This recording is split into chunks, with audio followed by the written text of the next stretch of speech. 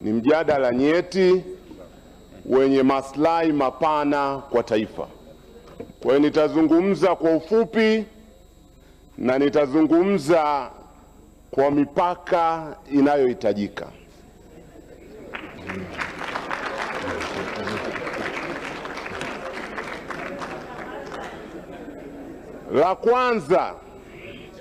Jambo la kwanza ni juu ya maslahi ya maveterani wa vita ya Kagera.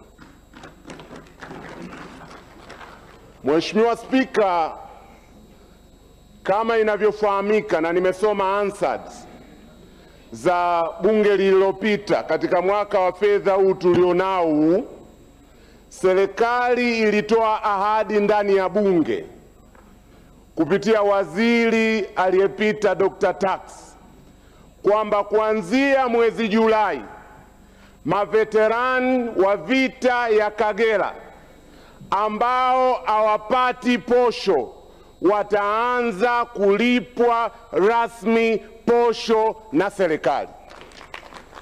Hiyo ilikuwa ni ahadi ya serikali kwa mashujaa wetu. Mheshimiwa, anaongeza muda mpaka tumalize kazi yetu.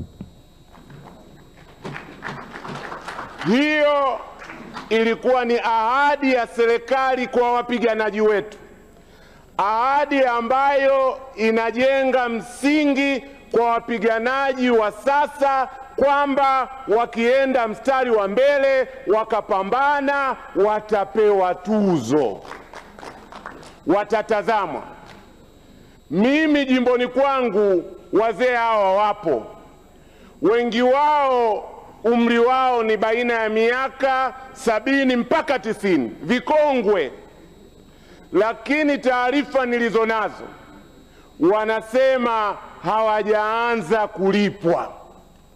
Sasa mimi nataka waziri atapokuja kwenye majumuisho, kwa kweli na sita sana kuzungumza lugha ya kushika shilingi, ila aje atoe maelezo kwamba serikali ahadi ile kwa maveterani wa vita ya Kagera ilikuwa ni siasa ya maneno matupu, na tunaweza kufanya siasa kwenye Wizara ya Ulinzi.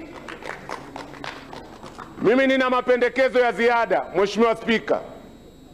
Ninapendekeza ukiacha ahadi ile ya posho, tufanye kama mtindo ambao baadhi ya nchi zinafanya, tuwe na mfuko maalumu wa maveterani wa vita ya Kagera.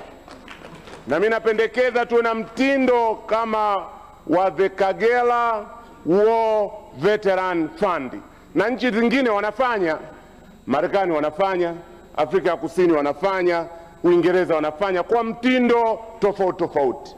Na la pili, nakubaliana na ndugu Liwaka kwamba ni lazima tufanye sensa, sio sensa ya kubaini idadi yao tu, tuangalie na hali yao, wanaendeleaje wazee wetu hao waliopigana katika vita ya Kagera. La pili na la mwisho, Mheshimiwa Spika, jeshi la wananchi ni jeshi la ukombozi wa Afrika, ni jeshi la haki.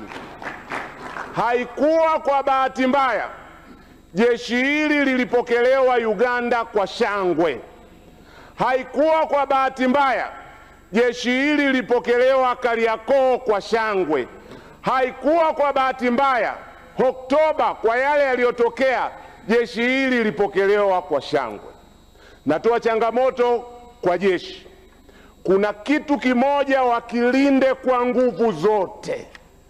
Kitu hiko ndio roho ya thamani yao. Jeshi lijitenge na siasa. Hiko ndio kitu kilinde kwa nguvu zote.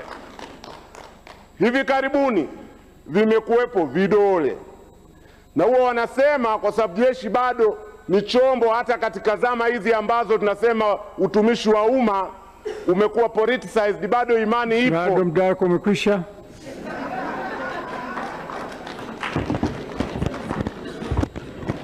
Mwisho utaanza kusema vitu, nitakuuliza ushahidi, utashindwa. Kaa chini.